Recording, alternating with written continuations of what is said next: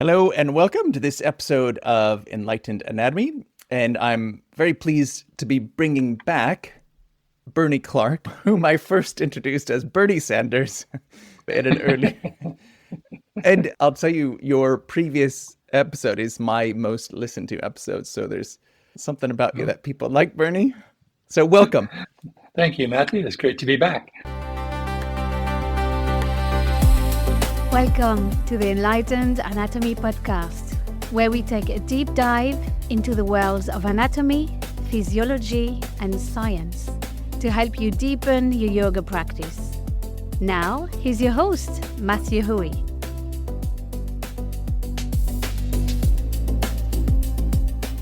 Just in case anyone does not know Bernie Clark, because they've not been in the yoga world long enough or something, he's written The Complete Guide to Yin Yoga and a trilogy of books, Your Body, Your Yoga.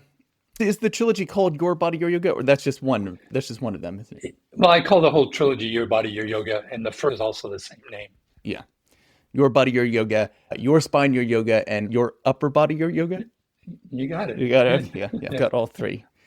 And of course, you've also authored other books, and the most recent being this book that I'm holding, Prana, with the subtitle One Breath, Many Worlds. And I'll just share, why we're talking about it, why I have the blessing of being able to interview you on this topic. So one of my previous episodes asked the question, what is kundalini? What is prana? Are they real? And I think you listened to that episode and then you emailed me and said, hey, listen, I'm writing a book called Prana. And would you want to be an alpha reviewer, as in someone who reads the book and offers editorial suggestions and that sort of thing? And and I did gladly do that. I think I got through maybe a quarter of the book because I was really busy at the time, but I gave what suggestions I could and then gave a review. And they were appreciated. They did help. Oh, good. That's good to hear. Yeah. And you had quite a few alpha reviewers, which is great. Yeah. To go through that process. Yeah. And then you sent me the copy. And of course, I then finished it. I'll tell you, I actually ended up listening to the book for a lot of it, which was a great way of taking it in. I obviously like podcasts, so I like listening to things. So that was a really nice way of taking in the book. And I've got the physical copy too, which I'm very grateful for. So let's talk about this book, Prana. And of course, it's really pertinent to yoga because yoga teachers talk about it. Sometimes it's described in teacher trainings in the anatomy component, but what actually is it? So let's ask you, Bernie, what is Prana? And also, what is your book about in general? Okay. Well, thanks, Matt. As I say, it's great to be back talking with you again. And I do appreciate your feedback. My first draft of this book was twice as thick. And it really, once I start writing, I can't stop. So trimming it down to something digestible took a lot of effort. I think the first draft was like over 150,000 words, but through your suggestions and other help, I was able to kind of make it more manageable. Prana has many definitions. And part of my reason for writing this is I've always been fascinated about history and looking back over time and trying to figure out what did people back then think of this concept. Like today, we might say prana is life energy. Well, energy is a relatively new concept, since the time of Newton onwards, like the 1600s upwards. Prior to that, they didn't have the concept of energy as we know it today. The Greek word energia meant sort of activity, bustle and hustle and moving around and stuff. Well, that's not what we think of with Einstein. Energy equals mass times the speed of light squared. So when we say life energy, that concept would have been completely foreign to people 2,000-3,000 years ago. So what did they think prana meant? Well, if you look at the original Sanskrit word, it's kind of got two syllables, pra and na. And pra means breath, but it also means to move. When you breathe, you're moving. Your ribs are moving, your lungs are moving, and your whole body moves. So it's not just breath, it's something more than just that. And an means to bring forth. So in one view, prana is the breath that moves us, or to bring forth the breath. But if you even look prior to that, almost every civilization noticed that when someone was dead, they were no longer breathing. And if someone's alive, they're breathing. So there would have been an obvious connection between something that's alive and something that's breathing. Breath somehow was intimately associated with life. So did prana mean life itself? So that's what my book was really meant to investigate. What did people think of what was the essential part of life thousands of years ago? And how did that change through the centuries, and especially through the advent of science and the scientific process? So a tapestry of looking at all these different views, Eastern and Western as well. And then how did that change in modern science, and what does it mean for us in yoga today? And I assume you wrote this because you wanted to learn about it also, right? It was a topic of interest for you? Yeah, in my yin yoga teacher training programs, I always have three main sections. There is the anatomy physiology section, which is the Your Body, Your Yoga book. Yeah. And there was also the mindfulness practice. There's a lot of Buddhist meditation and Taoist philosophy in there. And that was another book I'd written called Shiva Dancing at King Arthur's Court, which is more about the history of meditation. But I'd always wanted to write a book on the third axis of this course, which is the energy body, which looks at energy both from an Eastern and Western point of view. So writing this book was just my way of documenting the third part of the course. And I always intended to do that back in like 2010 when I first started writing all these books. So this is kind of the culmination of that. Now I'm done. I'm done the three axes I wanted to talk about. Now I can relax. Oh, that's great. What I really like about this book also is that you weave in your own personal memoir. So we get to know about you, Bernie, because, you know, in your previous bios, it's usually about how you worked in aeronautical science and you discovered meditation, that sort of thing. But we don't get to know you. But in this, you share a lot more of your personal story. And I actually really enjoyed hearing about that. When I was thinking about how do I teach prana, because if I'm going to write a book about prana, I'm going to have to teach some pranayama, like what is Kapalabhati, Bhastrika, all these different alternate nostril breath. Well, for me to just write down the instructions would be a little bit tedious and boring. So instead, I wanted to flow through how I learned about it. And another reason the book's called Prana is the very first yoga center I went to was called the Prana Yoga and Zen Center. And I joined strictly to do the meditation. It was in my early 40s. I just wanted to have a group to meditate with. And the owner of the center kept telling me I should try the yoga part. So eventually, to get her off my back, I tried the yoga, and then I fell in love with it. So Prana is also the studio that got me into all this. Yes. So throughout the book, I talked about my own journey as learning yoga and learning about prana and pranayama, and sharing that with the readers, all the teachers I had, starting with Shakti Mai, my first teacher, then people like Eric Schiffman and David Swenson, and of course Sarah Powers and Paul Grilly and Shiva Ray, all the people that helped me learn about yoga. I thought, well, instead of me just telling people how to do alternate nostril breathing, I'll explain how I learned it from these various teachers and how their teaching kind of varied from one tradition to another.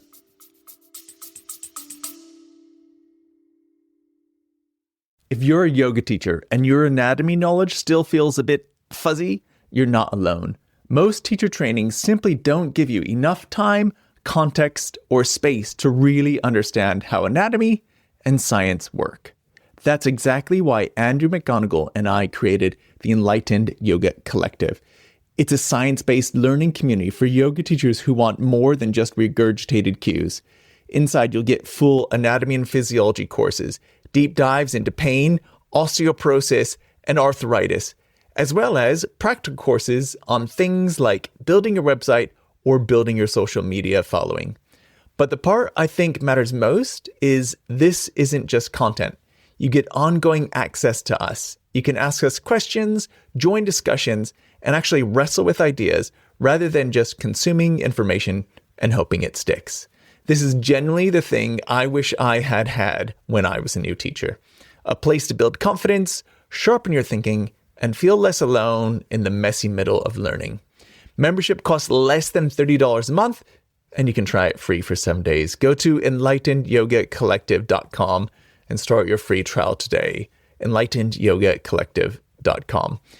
See you on the inside, and for now, back to the episode. Yeah, you did that really well. And throughout, you talked about how this is what yoga teachers say about why prana, what is prana, that sort of thing.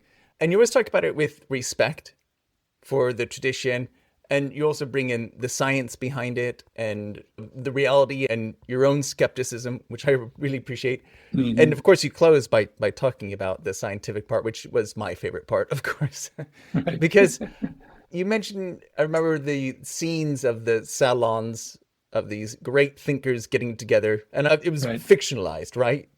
Yes. So fictionalized tales of great thinkers from the East, from the West, getting together and sharing the ideas of what is prana and even how the body works. I think science today is just an extension of that. We just have different names for things, and we've improved our learning. We've learned what is real and what's not real. And like the bloodletting, we've realized, okay, that's not a good idea. And another part of your book that I really love is all of the past ideas of how people thought the body worked, which we would now consider outrageous. And one of my favorite Yes. ones was about the Greek philosophers, including Aristotle, if I remember correctly, saying that the female body is an imperfect version of the male body. Not at all biased, not at all sexist, but basically a No patriarchy there. malformed male body, which of course we would Right. we rightly so say is ridiculous today, right? So can you share a Yes. couple of those other ideas which might seem ridiculous today, but were commonplace at the time? Yeah, and this is always fascinating if you look back in the history of ideas and how they evolved and changed.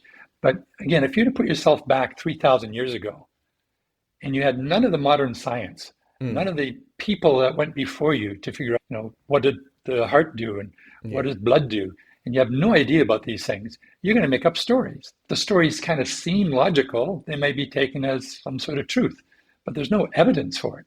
So people are always making up these stories and testing them with other stories. And one of the stories that you're talking about from ancient Greek, and I should say, to comment on what you're saying, again, rather than just putting out this was a history, I tried to make it more interesting, put them in little vignettes, little stories. Yeah. So we learn about the Greek history and the Greek philosophies with two philosophers taking a walk. Yeah. The Lyceum, the school of Aristotle. So all are ways of teaching some sort of historical principle or fact. And yeah, the Greeks never had one idea of how did people reproduce. There was lots of ideas. Like Aristotle thought women had 2 uteruses because pigs had up to 6 uterus. And they couldn't dissect people throughout such short periods throughout history. We couldn't actually carve up dead bodies and do anatomical research like we do today. So Aristotle thought there were 2 wombs, and the child came from the right-hand womb, it was going to be a boy. If it came from the left-hand womb, it was going to be a female. And the females had nothing to do with the new child. The female was just the soil. The seed came from the man. And the seed grew in the garden of the woman. Yes, and that was her menstrual fluids. Yeah. So the woman had no real relationship to the man, which couldn't explain how sometimes children look like their mother. Well, if there's actually no relationship, how does it work? Other Greek philosophers said, no, that's crazy. It's the heat of the womb. If it's a cold womb, it's going to be a girl baby. If it's a warm one, and it's going to be a boy. Other people said, no, it depends on the sperm. If the sperm came from the right testicle, it's going to be a boy. If it came from the left testicle, it'll be a woman. So again, they had no way of knowing any of this stuff. They certainly never heard of genes and DNA. So they're trying to come up with different ways of doing that. The whole source of life was a mystery. Aristotle and many other Greeks thought mice came from straw. If you get enough straw together and it's a bit damp and you let it sit there, mice will spontaneously grow out of it. They didn't have the science we have today. And to them, that kind of made some sense. Although today we look back and think, wow, that's pretty weird. But if you were living then, you'd probably think, oh, that's interesting. Yeah. Another similar one to the mice and straw is maggots and meat. So they thought the stale meat, old meat would produce maggots. But of course, we know that's not the cause and effect. It's the larvae of a fly, right? But yeah, you do the best that you can with the knowledge that you have available. And I always think it's really interesting. We had an Instagram comment about Andrew and I, about one of our posts once about how scientists are only starting to understand or don't fully understand with their quote unquote gizmos and gadgets about what Eastern people have known for a very long time. But that's really I think, taking a very selective view of Yeah. what has turned out to be, slightly plausible or vague enough, like prana, to not be quantified or qualified or discredited. Do you see what I mean? Yeah, I run across this all the time. Just because people have had an observation of something seem to work doesn't mean that 2,000, 3,000 years ago, they understood why this was. Again, you couldn't dissect people, but butchers are dissecting animals all the time. So they would have known about in tubes within the body. They would have seen blood vessels. They would have seen nerves. They would have no idea what they are and what they did. So they come up with some theories. Now, the one thing we do know is that if a body is alive, it's breathing. Air is entering the body. So there must be something about the air that gives us life. You go back to Genesis, the very first in the garden, actually the second creation story, when God formed Adam from the dust of the earth, the body was formed, but he wasn't alive until God breathed into his nostrils. And at that moment, Adam got his life and his soul. Now, we can come back to the difference. Air and soul are not necessarily the same thing, but it's not dualistic as it became later with René Descartes. So there's something about the air. Now, we know there's tubes in the body because we've seen in animals, wounded people on the battlefield. And we know that there's something about air that brings us to life. So maybe this air flows through these tubes. Now, today we'd call those tubes arteries, veins, nerves. Back then, they didn't have these concepts. They seemed to know there was something called blood. It flowed through the tubes, but they didn't know about these nerves, what's going through there. So maybe the air is going through the nerves. And they didn't realize all nerves kind of begin or end in the brain. That's much later. So they didn't really know what these tubes are doing. But they noticed there was 101 tubes coming from the heart. So in the Chandogya Upanishad and other ancient things, there's channels, nadis, coming from the heart. Well, that's just physiological observation. It doesn't mean that they had some psycho-spiritual association to it. That got layered on later. So again, when you're looking into the past, it's like looking through the back end of a telescope. Things you forget that they didn't know all this other stuff. There's no GPS then. And the areas we're talking about, South Asia, they didn't know America existed. They didn't have glass. So they couldn't make lenses. They couldn't see the small, and they couldn't see the far away. They didn't have compasses. They didn't sail out of view of the land when they went sailing. So it was very different than today. So it's very hard to put yourself in the mind and experience the culture of 2,000-3,000 years ago because we got all this other stuff that we can't forget. And a problem, I think, is when we think ancient cultures knew more than we do today, then we're disregarding all of the current knowledge, of the body of knowledge that we've gained over the years through these dissections, through these telescopes, microscopes. And you talk about also towards the end of the book about the potential dangers of yoga teachers or wellness professionals, whoever, just normal people, talking about these things and foregoing treatments which are potentially more effective for something that they believe is effective just because it was mentioned in a book a few thousand years ago or something like that. And so I like how you tie it to the modern day and how it should be effective against a placebo.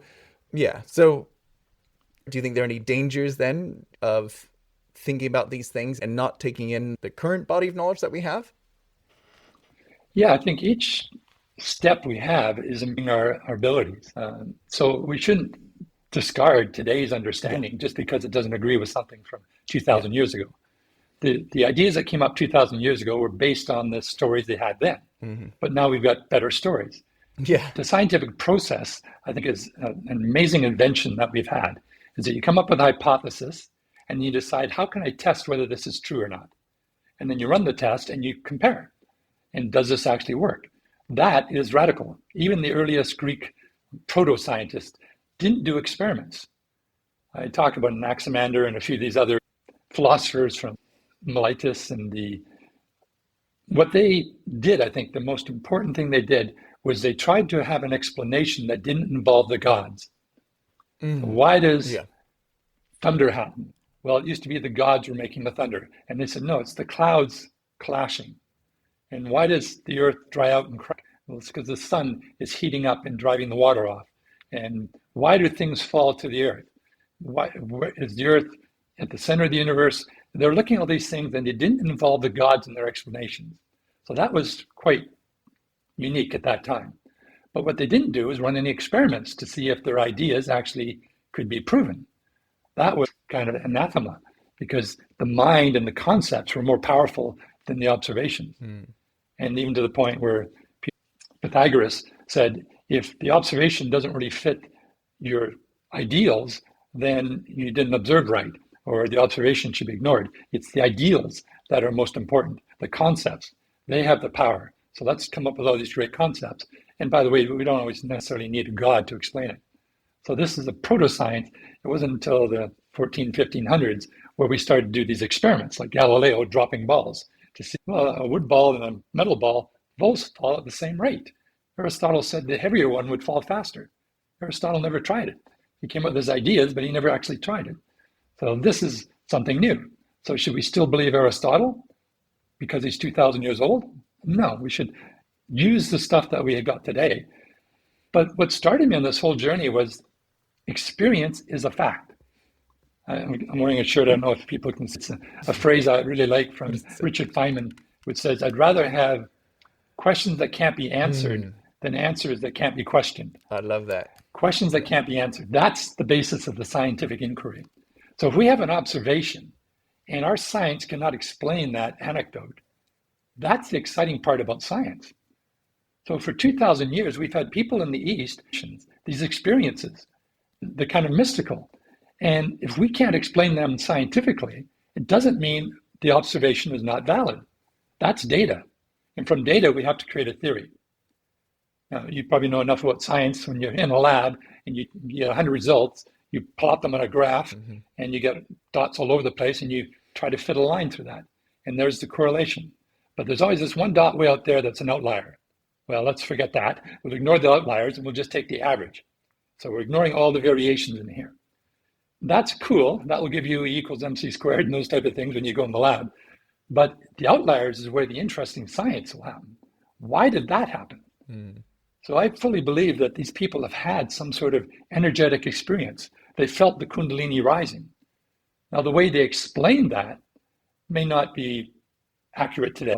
They're using the tools, the concept they had 3,000 years ago.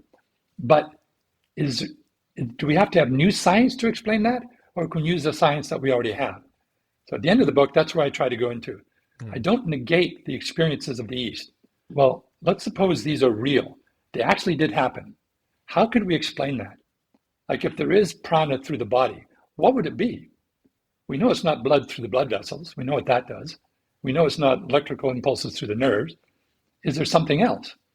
And today, through the work of people like Helene Langevin and Dr. Hiroshi Motoyama, we're starting to realize within the fascia, there are these wet interfaces, boundaries, that tend to line up pretty accurately with all traditional Chinese medicine lines. So there's some clues in here, which I think we're starting to unpack what these people in the East might have been referring to when they sensed these communication channels. Sorry, that's my term, these chi channels. So I think science is great. It still has to explain the unexplained. We can't just throw it out and say, oh, we don't know how that works. And that's where the science gets exciting. How can we explain that? Did you see that recent article in the New York Times about the interstitium? This new potential organ. And there's quite a bit of hype about it. I think it is. Thies is now at all the International Fascia Congresses. But when he first came up with this about 10 years ago, it was a bit of a surprise to him, but not to the fascia community. He was saying, I discovered this new organ called the interstitium. And all the fascial researchers, that we've known about that for decades. Yeah. And so he just didn't know about the research in the fascia, so kind of coming together. And it's a different flow. There's flow through the blood vessels, through the veins, through the nerves, and now and through the lymph system. But now he's saying there's also a flow through the interstitium. Well, we've known about that in the fascia world for a couple of decades now, but at least it's becoming more every day accepted in the medical community that there's more ways for things to travel through the body than just the traditional thought ways of blood and through the blood vessels and the lymph and stuff through the nerves. Yeah, it is really interesting to learn about. And I think that article jumped to a few conclusions. And you just mentioned about how acupuncture follows these certain channels, that sort of thing. And this New York Times article mentioned it also. But that doesn't explain how acupuncture doesn't do better than random placing of needles. And there have been randomized controlled trials of this. Basically, if you take out the eastern side of it, and it's just called dry needling, and that seems to work as well. I think we can't quite say for certain that there are these energy channels based on this research. We definitely need more. But I do agree that the ancient seers, they experienced things. They would try holding their breath for a period of time and see how it made them feel. They would meditate on certain parts of their body, which we could call like chakra points, right? And they would experience different things. So they would see things, but they couldn't explain the mechanism. But we can sometimes jump to conclusions a bit too quickly to say, yeah, there's this new interstitium, although it's not new. We've known about it for a long time. And so it's the answer to everything, and explains why fascia is the most important thing. They would have an experience, and then using the cultural terms they had available to them, they'd come up with a story to explain their experience. Now, today, we know those stories are very fanciful. We know that mice don't come from straw, but they're trying to explain the experience. So let's not denigrate the experience just because their story was wrong. So, okay, we got better science today. Today, can we explain those experiences? So that, I think, is the challenge. Not to throw out the experience, because, again, that's data. So somehow you're going to have to come up with a hypothesis. Or first, you kind of in science, you go as a speculation of a hypothesis, and then you test the hypothesis and you get a theory. So we can call speculations. They had no way of being tested. They were just stories. And everyone had different stories, and you would argue over which story kind of is more believable. Not makes more sense, but it's just more believable given the story to the background. So in the beginning of the book, I talk about the pre-shamanic traditions, where people were seeing dead people not breathing, living people breathing, and they would have known there's something about the breath. And then religions developed. And now we've got not just the local spirits in the community, the sky, and the big clock or calendar in the sky by which we decide when to reap. So that's when the gods became huge, because society became huge. So our stories had to change. It wasn't just breath. Water is the lifeblood of an agricultural society. So water is also prana. And eventually all the 4 or 5 elements became associated with life and prana. So the idea of prana started to grow as society started to grow. But they still didn't quite have science. They just had these early versions of philosophy to try and keep it through. But then when science came on, we started to expand our horizons, but we still had to explain life. And we still don't know what makes something alive. We do know that life has to come from life. So right now, life can't come from straw, because straw is not, but life comes from one cell dividing into 2 cells. So there's always this cellular lineage that requires life, but we don't know how that first cell became alive. So we still have a mystery there. Just like we have a mystery with consciousness. Yes, exactly. And some listeners might be surprised to hear that we don't know what life is, but there is not necessarily a good, solid definition. And a virus is a perfect example, because normally life is described as being able to change with your environment, right? Being able to adapt to the environment. Viruses can adapt, but they don't follow our standard definition of life. So is a virus alive? It's really hard to define it. And you also mentioned consciousness, and we still don't know how to define that exactly. These are like at the forefront of current science. And that's why I love science. It's about having these conversations about what is the very meaning of life, what forms life. When we don't understand something, we use mystical descriptions. And this is what your book is all about, looking at those different mystical descriptions. And then we start to understand it. Okay, so that's gravity. And then we develop a theory, the theory of gravity, which is basically not just a guess, but the body of knowledge that we know around this topic. And then we get more and more specific, and we can give names to it and equations, like you said, E equals mc squared, etc. But that, for me, that doesn't take away from the beauty of it. It's just learning about it in a different way. For me, science today and learning about how the body works is what the people of yesteryear were in those salons using to describe the ideas of prana and stuff. It's interesting when you think about it. Gravity, I know there's some people who say things just a theory. Gravity is real. when you drop something, it falls to the earth. So we've now developed an explanation of why that happens. And that's called the theory of gravity. And then you test the theory. And the theory of gravity is so strong, we never have a failure to do it, except in some very small particular cases out there in the solar system, which Einstein solved by modifying the theory of gravity. So, general theory of relativity. So we have something that's a fact, and then a way to explain the fact. Some people talk about the theory of evolution, and they say, oh, that's just a theory. Well, so is the theory of gravity. It's just a theory. Right. But in saying that there's a theory of evolution doesn't negate evolution. Evolution is a fact. Gravity is a fact. And then we try to explain why that fact is by coming up with this theory, and then you can test it. So by saying it's a theory of evolution doesn't mean, even if you disagree with the theory, doesn't mean the fact of evolution is not true. So we look at, we've had these experiences throughout the centuries of something inside the body, and they would call it kundalini rising. Well, that's a fact. So now, what theory can we propose that would explain that fact? So that's what I'm trying to do in the last part of the book, is trying to say, is there some body of science we already have could be used to explain prana? And not quite, I don't think we're quite there, but whatever we come up with is not going to be the prana that people thought 3,000 years ago. In one of the ancient texts, Indra says, I am prana, I am life. So that's not amenable to scientific investigation.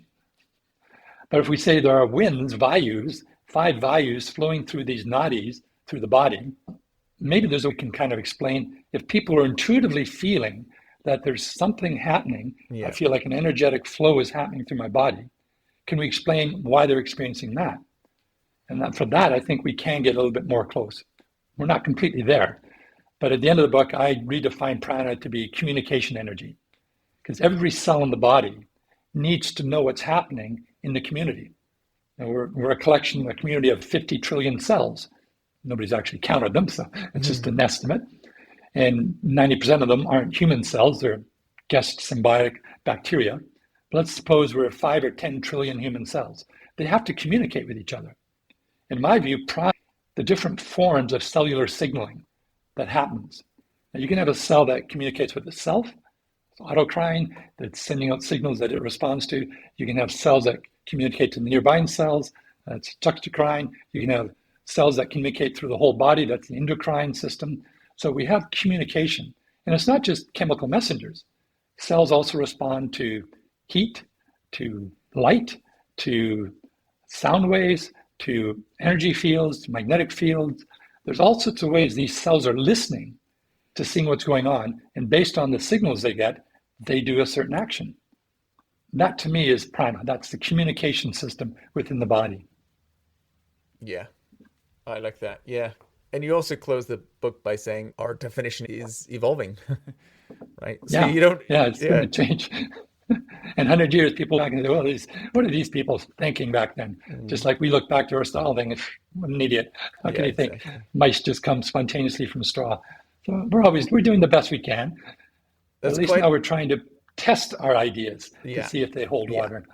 That's quite an interesting and humbling idea to think that 100 years from now, people will be thinking back to some of the things that we take for fact and to consider them ridiculous, right?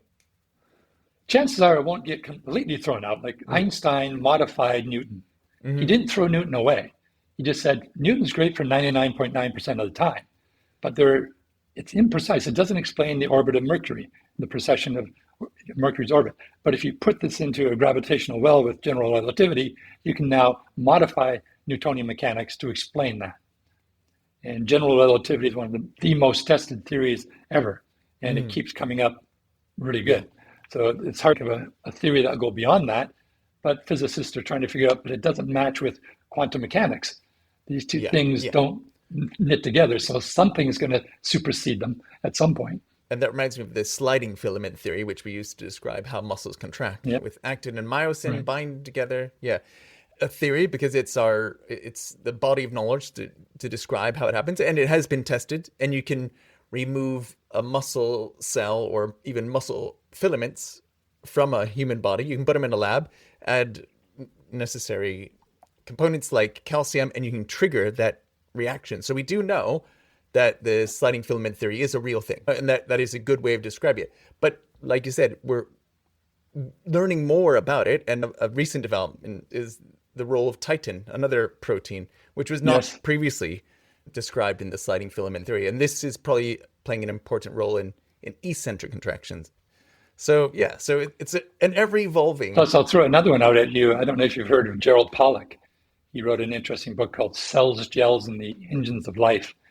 He deals with water, and he believes the sliding filament theory is incorrect. What's happening is the state of water is changing from a gel state, contracted, to a solution state, relaxed. So he doesn't necessarily think it's the sliding filament theory that's doing it. It's the way water changes its conformation state, like jello, where it holds together, and then a fluid state like water out of a tap. So even there, we might not quite have it right. It may be a bit of both of these things together. Could be both. So, science keeps changing. Yeah, exactly. Which is why... To go back to your point, Matthew, about acupuncture, it is true that dry needling can have a very similar effect. Mm-hmm. But there are some studies that show that acupuncture is a little bit more efficient at the effect than the dry needling by itself. So even though dry needling does have an effect, and this is a different view of what meridians are. Normally we think of meridians as just kind of lines. So this guy is called Mr. Meridian Man. He's got all these traditional meridian lines like the urinary bladder and the spleen line. And if you think of the meridians as like roads on a street map, that's going to give you one sort of view. But instead, think of these meridians as watersheds, because every cell in the Taoist philosophy needs qi to survive. So somehow that energy has to get not just to the main roads, but out to them. So you think of a watershed, you got a valley, 2 mountains, and then the water starts to flow down the mountains, forming little streams, bigger brooks, and then they form the river, and the river goes into the ocean. That's what's happening within the body. We have these little meridians, which become bigger meridians, which become the main meridian. Mm-hmm. So if you look at an atlas in, say, Brazil, you'll see the Amazon River. Mm-hmm. But then you'll also see the watershed and all these millions of other rivers that flow in to form the Amazon.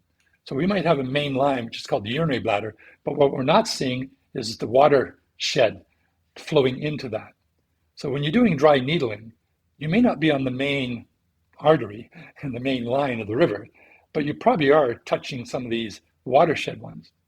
So we have to stop thinking about the meridians just being these lines, and there's the classical lines of them, and thinking more of watersheds that are three-dimensional.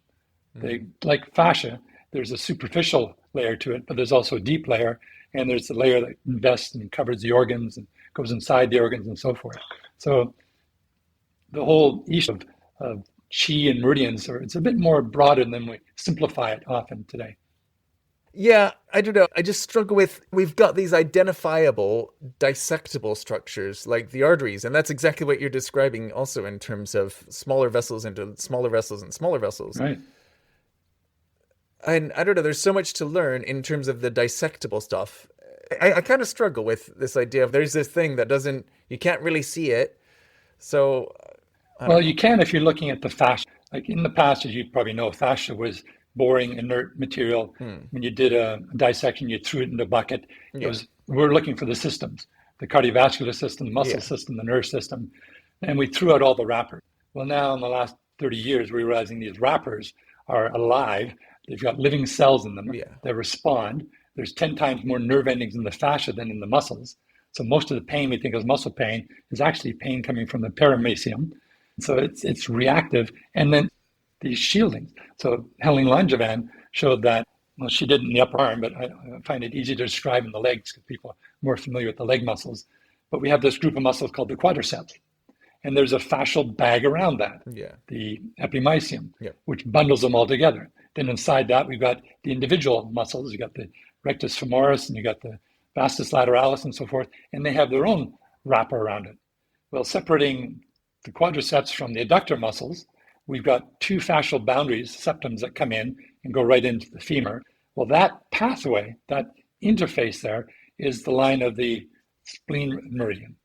And then on the more lateral side, between, say, the IT band and the quadricep, you've got the hamstring muscle group. And in that interface, you have the gallbladder meridian going down. So wherever you see these classical meridian lines, they tend to line up with the fascial boundaries of muscle groups. Right down the middle of the body, we've got lines that are lined up very closely with the rectus abdominis. On the medial side, that's kidney meridian, and on the lateral side, there's the stomach meridian. But they seem, wherever we look at these lines, they tend, by and large, to line up with these fascial interfaces between muscle groups. Now, that's just a correlation, but it's interesting that this seems so consistent, because we also know that these fascial boundaries are lubricated to allow gliding, and water is a conductor of electricity. Not pure water, but water with a little salt in it. Ions, yeah. So if there's some speculation that through piezoelectricity and other stress-strain electrical potentials, when you move the tissues of the body, you're creating these little internal currents, and maybe they're flowing down through these water-rich pathways through these fascial boundaries. Now, this again is in the speculation. It's not yet a hypothesis or a theory, but it's just a speculation that if people are sensing some sort of energetic flow through their body, could it be that they're experiencing this flow through the fascial boundaries? That would line up with these meridian lines. So again, we don't have proof yet. Yeah. We don't have a really working theory that can be tested. Yeah. But we're getting the pieces together because we don't have to create any new science to explain that. Yeah. We just have to right. use the science we already have. Yeah.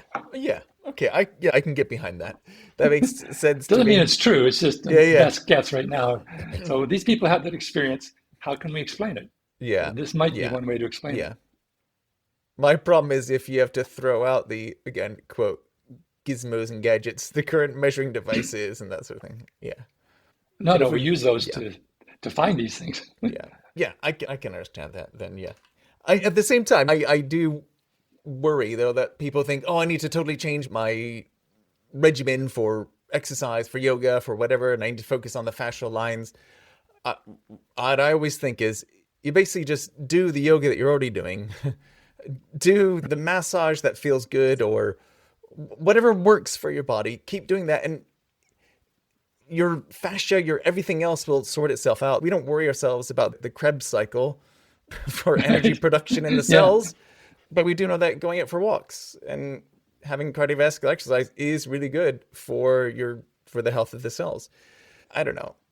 I do think. Well, you're right. I've seen a lot of people, they work at the margins. Like they're trying to improve their mitochondria. So I'm going to take a lot of CQ10 and other things to help the Krebs cycle, ignoring that the biggest three things you can do to have longevity and health span is diet, lifestyle, exercise, sleep. Get these things working, and all the rest are like 1 or 2 percenters. Yeah. Here's the 98%. So do that 98% and don't really worry about the Krebs cycle. Yeah. But that doesn't mean the Krebs cycle is not interesting, and maybe you can get that extra half percentage point that's going to work. But if your yoga is working for you and you're feeling better, then who cares? Just keep doing that. Yeah. It's just that I like to understand, why is my yoga working? Yeah. So I start with the observation, yoga works for me. I'll give you an anecdote. I had a woman came up to me after a year of taking a Sunday night yin yoga class with me. And I didn't really know her. She's always in the back of the room. But after a year, she came up to me at the end of the class and asked if she can give me a hug. So I said, sure. So we hugged, and she was almost crying a bit. She said, a year ago when I started coming to your class, I had really bad back pain. I could barely get out of the house. And now after a year of doing your yoga, I'm completely pain-free. And she was so grateful. And as she walked away, my ego started to grow, and I had to shut it down saying, look, I have no idea what helped that woman. Maybe it was the yin yoga. Maybe it was just doing shavasana once a week. Maybe it was getting out of her house and away from her husband and kids. Maybe it was the social group. Maybe it was a bit of breath work. I have no idea why she's feeling better. But the fact is she was feeling better. Yeah. So that's great, accept the win. And then it's up to me to speculate as to what might have happened. And it probably had nothing to do with me. And I suspect maybe it had nothing to do with the yoga either. It could have just been a change of life, just getting out, getting away from a stressful environment. Because we know back pain is very related to stress in the life. Yeah. And 90% of back cases resolve in 6 weeks, which is an important thing to remember too. And you also talk about your own health issues in this book with low blood pressure and feeling faint, periods of lethargy, and really being not able to function. And at the end of the book, you say, yeah, I did get better. And for you, you said you tried all these different things, all these different treatments, Eastern, Western treatments. And I remember you saying in the book, probably the most effective thing was time, right? Yeah. Time and slowing down. I was quite a type A personality. So when I got into pranayama, I'd heard that if you do 1,008 kapalabhatis, you'll become enlightened. So I worked up to 1,008, counting on my fingers. Wow. And I believe that is part of what set me off. Yeah. Prana can be wonderful, but like anything, dynamite can be, clear a way for a dam, or it can be used to destroy things. All these techniques have a double edge to the sword. Yeah. I overdid it Yeah. without a real guru or a trainer to help me. And it was only later I discovered what I was probably doing to the blood chemistry in my brain. Because when you do a lot of hard pranayama, you are hyperventilating. You are changing the CO2 levels of the blood, which makes the blood much more alkaline, which has all sorts of psychological and mental problems that come up with it. So you got to be careful working with pranayama. Now, I don't want to scare people. I'm not talking about alternate nostril breathing for a minute or two. Yeah. I'm talking about doing a half hour of vigorous pranayama stuff. Yeah. This stuff in the book, I talk about the cautions that you need to do, because I kind of learned the hard way. I broke both of my knees by trying to do lotus when I wasn't ready for it. So I was always pushing my body to places that was telling me, it hurts, don't do it. No pain, no gain. So I just kept doing it. So I'm a great role model to do your yoga practice.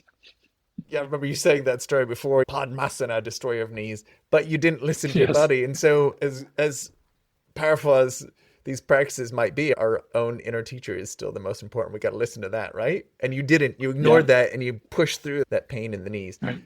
But I guess for a good cause, you're really trying to reach enlightenment. I've not reached enlightenment yet, but I did break the knees. Fortunately, the knees are fine now. I've learned to respect them and treat them better. Good. I don't know if enlightenment is a place exactly where we reach. I think it's a spectrum, and we get there.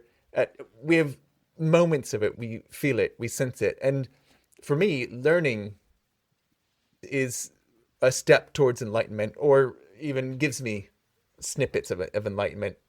Yeah, that's true. It's always a never-ending journey. And in the Zen world, they say, after Satori, the dishes. Yeah. So after you reach enlightenment, you still have to get back to life and lead your life. And Yeah. in Zen, you get these little awakenings called kensho, and they might have a big awakening. And that's what I found in life. There's always these little aha moments. Now I understand. That's why I need to put that in the back, and it changes your life a bit, but it's not a big radical change. So you get the little kenshos, and maybe you'll have a big understanding of how things work, but you still just got to get on with life and what you've learned. Yeah.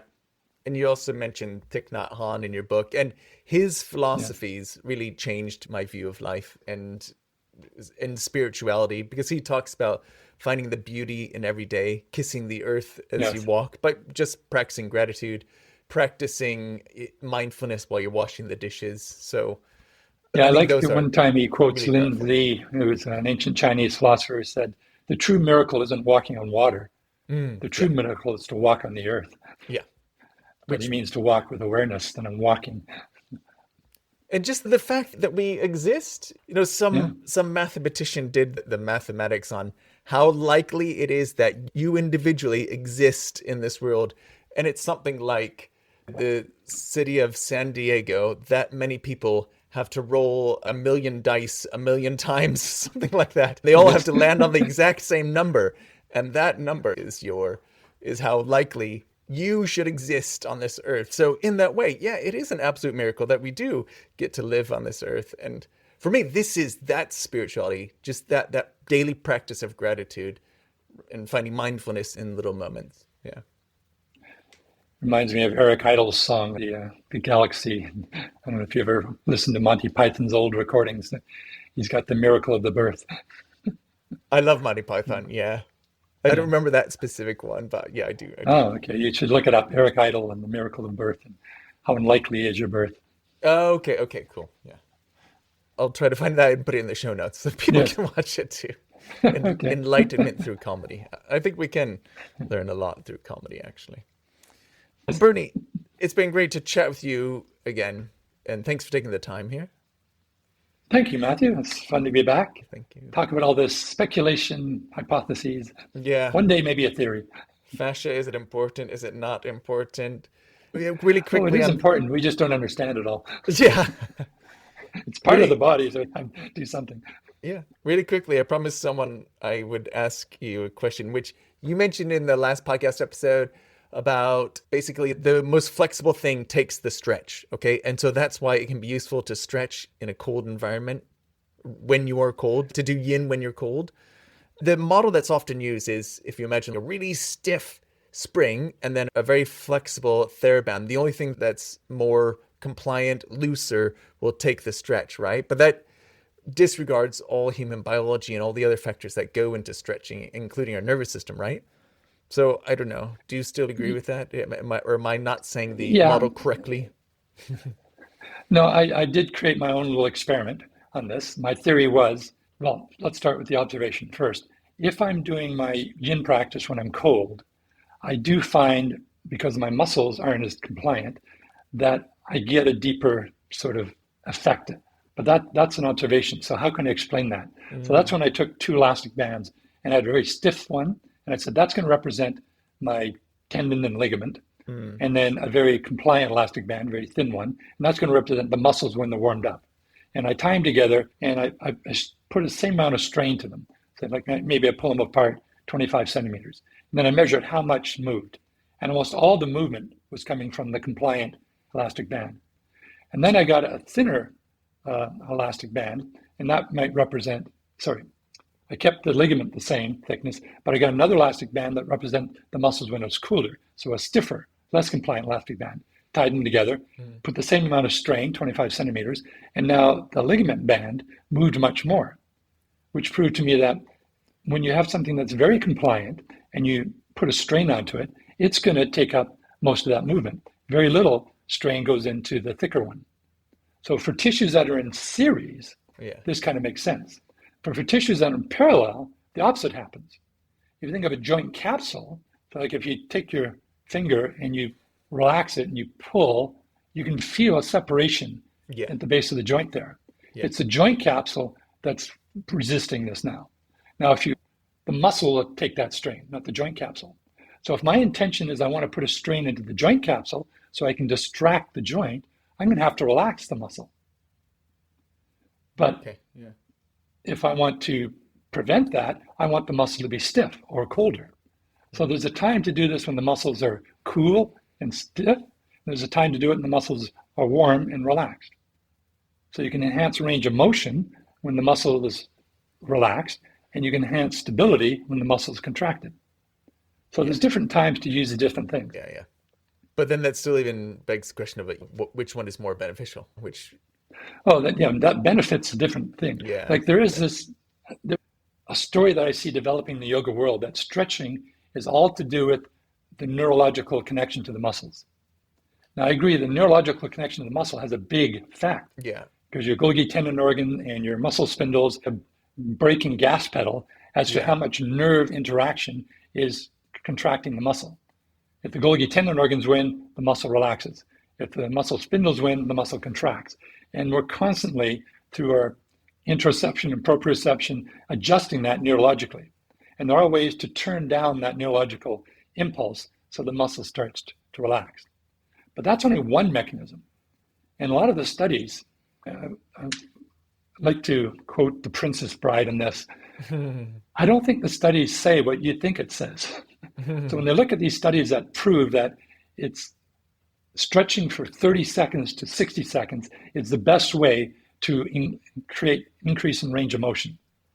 When you look at the studies, you have to look at both the demographics and the protocols being used. These demographics exclude people who are over 50. They exclude people who have issues, problems, arthritis, diabetes, and so forth. They're looking really at the athletic type of person. And then the protocol is, we're going to stretch you for 30 seconds, 45 seconds, 60 seconds, and up to 2 minutes. And they find that once you've gone to 60 seconds, there's no increase in range of motion. Now notice they didn't say that 2 minutes didn't increase range of motion. They just said it doesn't give you any more range of motion. So it doesn't mean a 2-minute hold is less effective. But that's not what we do often in yin yoga. Usually this is a statement against yin yoga because we're holding the poses for 3 or 5 minutes. And they say, see, there's no benefit to yin yoga. Well, first of all, they didn't test 5 minutes. They tested up to 2 minutes. And in yin yoga, what we feel is after about 2 minutes, you get this relaxation occurring. So now we're not talking about a neurological effect. We're talking about how the collagen fibers start to kind of change their orientation. And there's also an internal relaxation within the fibers themselves. There's also the state of water. I talked to Gerald Pollack. The water may be in a bound state with a lot of hyaluronic acid aggregating the water, but after stressing for 4 minutes or so, the hyaluronic acid starts to change and then the water loosens up. So we know just from experience, again, in fact, if you hold a pose for 4 or 5 minutes, you'll feel these stages. The first stage, that might be neurological. You just feel a letting go. Maybe the Golgi tendon organs are turning on. But after 2 minutes or so, there's another release. And after 4 minutes, there may be another release. So there's other factors occurring that aren't in these studies that look at just 1 or 2 minutes. Plus, most of the students that I have, they're not elite athletes. Yeah. The people that they're discarding from these studies are the very people who come to my classes. People who are 50, 60, 70s, people who have arthritis, who've got all sorts of conditions. They're not the ones being studied. So you can't really say that the neurological thing is the same for them because they weren't studied. Well, there might So be I do some agree students- neurological is a big part of the question, but I don't think it's the only answer. Yeah, that's a good point. And another thing, you mentioned the muscle spindles. And so the old idea, like in the Ray Long books, is like you stretch a Right. muscle, the muscle spindle becomes excited, it sends a message to the spine and back telling the muscle to contract. But we've looked at whether there are neurological messages going to the muscle through EMG, electromyography. So you're measuring, is there an electrical stimulus going into the muscle? And when you're stretching, it's minimal to none. So the stretch reflex really doesn't explain our tightness also. Because in the stretch reflex, also called the Hoffman reflex, is a very momentary thing when you're overstretched. When you trip, when you Yes. bump into something and your muscle contracts to basically prevent you damaging a tissue, right?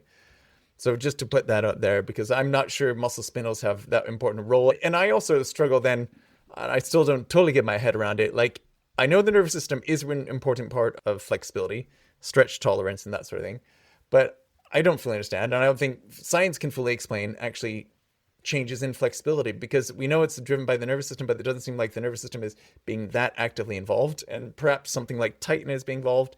And I think there are also biomechanical things like you're discussing too. So it's more to be Yeah, learned, and I there's think. also, I've heard some people say, the muscle is only so long. Like the hamstring goes from below the knee to the ischial tuberosities. So it's that long.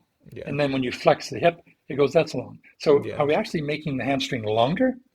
And they're saying, no, it's crazy because it only goes from A to B. But I disagree with that. I think we actually do measure because hypertrophy of the muscle, you're adding more sarcomeres, you actually are making the muscle longer. So I believe you can neurologically change the tone of a muscle. If, say, at any one time, I 12% think of your that's muscle fibers are hyperplasia, engaged. isn't it? Sorry. So hyperplasia is adding Hyperplasia, sarcomeres. sorry. Yeah. Whereas No. hypertrophy is just making the sarcomeres larger cross section. Okay, we might have this wrong. I thought hyperplasia is adding more sarcomeres in parallel, whereas hypertrophy is making the sarcomeres added in series. Yeah. That would actually make it longer. So, like this whole question is, do you actually create more muscle fibers? No, you just make the fibers thicker or longer. And that's a big debate. Yeah. And the only way we've got it is with animal experiments where you can cut up the animal afterwards if you can't cut people up. So there's one theory is that within a few months after you're born, you've got all the muscle cells you're ever going to have. Yeah. And adding more muscle cells would do hyperplasia. But making the change in the muscle cell that you already have is hypertrophy. That's my understanding of it. Yeah. But hyperplasia, I believe, is the case. Yeah, so hypertrophy, also pronounced hypertrophy, is the increasing the size of the existing cells. Hyperplasia is increasing the number of cells. Yeah. But And they both may have an effect. yeah, probably, yeah. So Anyway, yeah, we're still, as you say, we're still unpacking all that happens. exactly. My only point is that it doesn't stop mattering after 1 or 2 minutes. It's just that Yeah. the studies only did 1 or 2 minutes. Yeah, Plus the studies only go for like 4 weeks or 6 weeks yeah, absolutely. or maybe 3 months. Yeah. And my students have been doing yoga for years. some people for decades. Yeah. We're really looking at a very small subset of what yoga is when we're looking at these studies. That's why I say, I don't think the study says what you think it says. Yeah. Something I learned recently, one last thought, and then I know we need to finish, is even like expiration dates on drugs, like for your acetaminophen, paracetamol. So they have to put a expiration date, but that is based on how long a study was looked at, but it actually could be longer. So it's not like on that date, the drug becomes ineffective. That's basically just how long we looked at it. But it could be much longer that it'll still be effective, right? So this pharmacist online was saying, you don't need to throw them out the day after or even months after. They'll still be effective, but it's just our best guess based on the information that we have, which is all that we all are ever doing. It's our best guess based on the information that we have. Well, I had just one last anecdote. I had a friend of mine I used to play tennis with all the time. He's an optometrist, and he got something in his eye, and he asked me if I had any eye drops, and I did. But I gave it to him. I said, "Yeah, but these expired like 3 years ago." And he said, "They never expired." So he just used it. So then he was a doctor telling me that these things don't expire. So, but don't take medical advice from yoga teachers. No, this is not medical advice. Disclaimer. Yeah, but like your shirt says, you'd rather have questions that can't be answered. And also, another great quote is, hold your firm beliefs lightly and hold your light beliefs firmly. So don't assume that everything that you've learned is fact and dogma. Let's be open-minded. Change. Exactly. One caveat I give, I was sharing the teachings that I got from these teachers 25 years ago. Yeah. I'm not saying that they would say that today. Yeah. Because I certainly wouldn't say what I said 25 years ago. So I was just giving you a snapshot of what these people were telling me way back when. Like your credit card thing, your spine credit card thing, which I challenged you on last time. Yes. Exactly. And like I've said, I reread the book that I co-authored with Andrew, and there are bits where I would change the words. I'm like, I don't know if I totally agree with that anymore. For sure. It's a snapshot in time. Yeah. Bernie, what's up for you next? You said you've finished your axes of books. Are you done? Yeah, I think I'm done. I've always got ideas. I've always got other books in my mind, but I don't know if I'll have the energy to go through and do it. I'm kind of ramping down, heading towards retirement now. So I'm not teaching in-person classes anymore. I'm just got my weekly online classes. And once a month, I write out a newsletter. So that's where it's my version of a podcast. I get something off my chest and I'll write about it. So so taking it easier these days. Yeah, that's good. Yeah, I do that newsletter, Yin Sights. Yes. Yeah. Good. Yeah, it's good to take it easy. Yeah. Brilliant. Okay, Bernie, thank you very much. And if people want to learn from you further, you'll still do a weekly yin class online, don't you? Yep. Awesome. Yeah, it's live Sunday mornings in Vancouver time, but the replays, and there's hundreds of replays in the library now, so people can get to that. All that through yinyoga.com. Okay, great. Yinyoga.com. And of course, I'll put a link in the show notes for your new book, Prana. Of course, excellent book. I think it's a really good book. It's such a good way of reading about this topic because it's through storytelling, which is the best way that we learn, really. Yeah. Well, you said that it was like a novel, which I thought was great because kind of my intent. Yeah, it did read more like a novel, much more so than like Your Body, Your Yoga, which I can only read in snippets because it's so dense. That's a reference. Yeah. Dictionary. You don't read a dictionary. No, you don't. Exactly. I would take so many notes on the sides. Include this in my teacher training and stuff. All right, Bernie, thank you very much. It's great to have you here, and take care. So thank you. Thank you, Matthew. Thank you. Ciao for now. Thank you for listening to the Enlightened Anatomy podcast. We would be grateful if you would leave a review and a 5-star rating. Be sure to tune in next time for more science-based knowledge to get enlightened and help others. Do you wish you felt more confident in your yoga teaching or even your yoga practice? Or do you worry about saying the wrong thing about alignment or injury? Well, you're not alone, and that's why I created 5 truth bombs to make you a more confident yoga teacher. It's a free mini ebook packed with science-based insights to bust myths, teach smarter, and build trust with your clients. There's no fluff to it. It's just practical, evidence-based advice to elevate your teaching. And you can get your copy right now by going to my website, matthewhuey.com/5. So long as you're not driving, go ahead and do it right now. Go to huy.com/5. Either the numeral or the letters, both will get you there, and you'll get my free mini ebook. And let me know what you think. Now back to the episode. After you've done the little, website thing first.